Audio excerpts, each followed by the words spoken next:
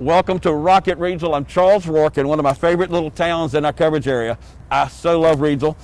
I've got Jeff Garstka with us. Now tell me your big title here in Reidsville. Economic Development Director. Oh, that's so awesome. And I tell you what, you're going to learn some numbers today about Reidsville that you probably have never heard about. I'm so excited to be here with Jeff. And one of the things we're going to talk about, first of all, is construction investment. Now for most people, what is that? Well, you know, you're looking at construction of new buildings, renovation of existing buildings, and then machinery and equipment for industry that it becomes installed. And you package that all together, and that's really what boosts our tax base. Right. And we got some impressive numbers.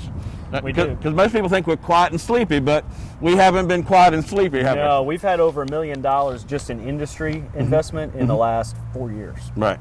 That's a huge number for a small town. Right. Now, we got COVID, but you say COVID might not be so bad for us because it's got that money rate so down, money has almost cost nothing. Yeah, so, you know, obviously it's affected a lot of our retail and restaurant, and that's the unfortunate side effect of the pandemic, and not unique to Reidsville, of course.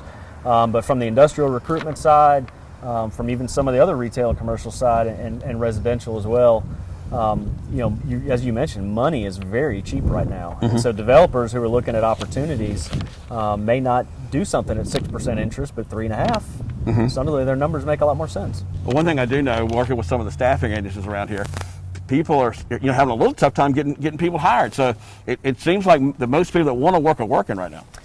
It is. You know, we've got 15% or so unemployment. We've got some local industries that are growing. Yeah.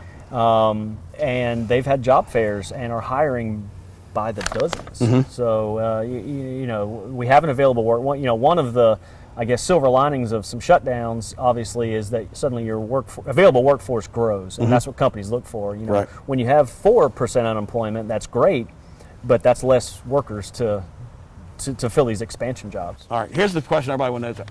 Do we have some prospects? I know we can always talk about them, but do we have some things brewing? We sure do. Okay, tease me. Whoa, gosh. We've got an international company that we're a finalist site for.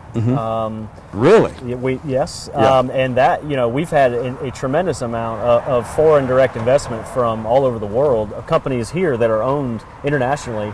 And this would be one more notch in the belt for us as far as that goes.